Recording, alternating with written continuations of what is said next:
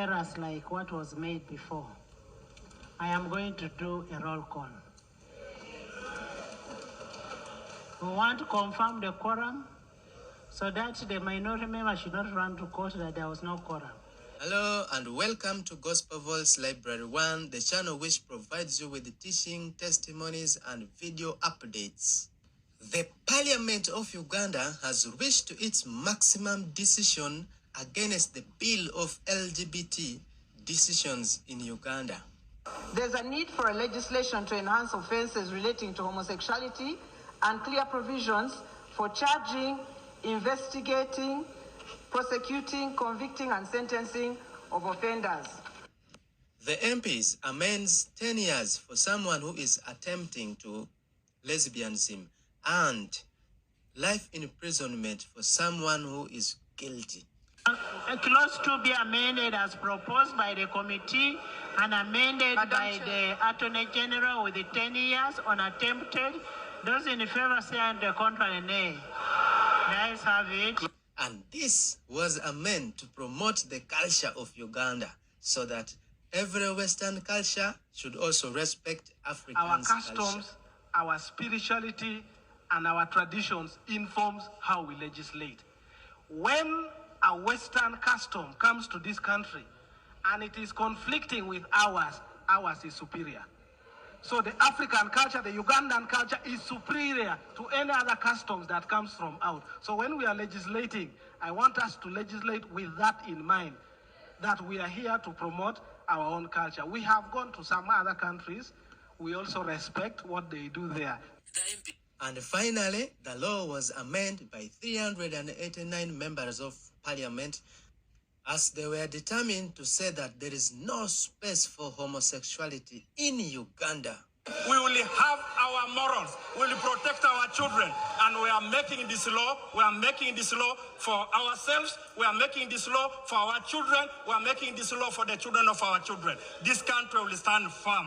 And once it passed, I can tell you, Madam Speaker, we are going to reinforce the law enforcement officers to make sure that homosexuals have no space in Uganda. And this act of homosexuality has been going secretly in the school. The President continued to say that those who are not born homosexual, since it is not born homosexual in someone's life, therefore it has to stop, and this will be a serious offense. Was provoked by the arrogant and careless Western groups that are fond of coming into our schools and recruiting young children into homosexuality and lesbianism, just as they carelessly handle other issues concerning Africa. Initially, I did not pay much attention to it because I was busy with the immediate issues of defense, security, electricity, the roads, the railways, factories, modernization of agriculture, etc., etc. When eventually I concentrated my mind on it, I distilled 3 problems. Number 1, those who were promoting homosexuality and recruiting normal people into it.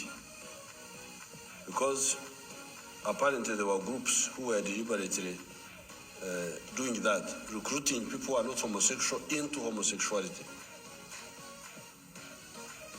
Secondly, as a consequence of number 1 above, many of those recruited were doing so for mercenary reasons, to get money. In effect, homosexual prostitutes.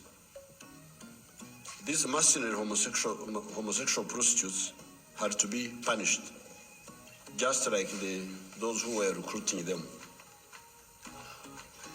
Number 3, homosexuals exhibiting themselves. Exhibitionism of homosexuals, just going around advertising yourself that you are a homosexual. Africans are flabbergasted by exhibitionism of sexual acts, whether heterosexual or otherwise, and for good reason. Why do you exhibit your sexual conduct? We, the public, are we interested in your sexual conduct? What do you have to show us? Are you short of opportunity for privacy, where you can kiss, fondle, etc.? Why don't you go into privacy and do your own things? Are we interested in seeing your sexual acts, we the public? I'm not able to understand the logic of the Western culture. However, we Africans always keep our opinions to ourselves and never seek to impose our point of view on others. If only they could let us alone. Because we normally see this conduct of these Western people, you just wonder, why are these people doing this? How did their culture develop? But we just keep quiet. We don't comment. I have never had anybody complaining that people are kissing in public. Why don't you go in your privacy? What's the problem? Here, we don't do things like that. There's enough opportunity. You go into your house. Why do you have why do you come to show us how you are kissing, how you are? It's not our culture, but we see the Europeans doing it, but we just keep quiet. We never say anything. It was my view that the above three should be punished harshly in order to defend our society from disorientation. These three, the recruiters, the mercenaries, and the exhibitionists, those three, I agreed. Therefore, on these three, I was in total accord with the MPs and other Ugandans.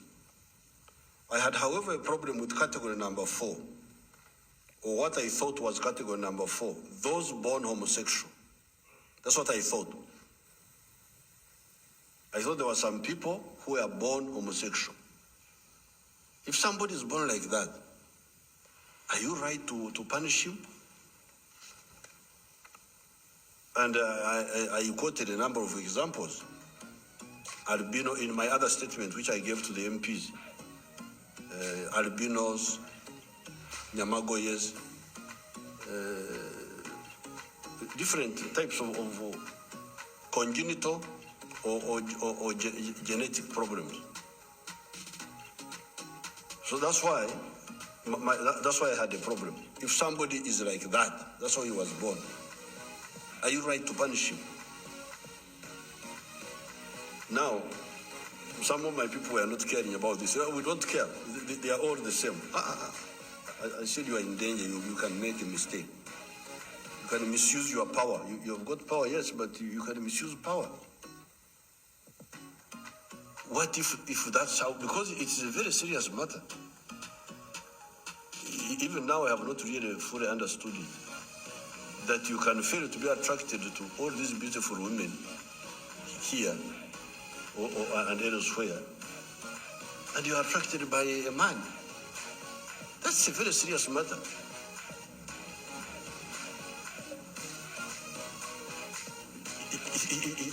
It means there's something really wrong with you.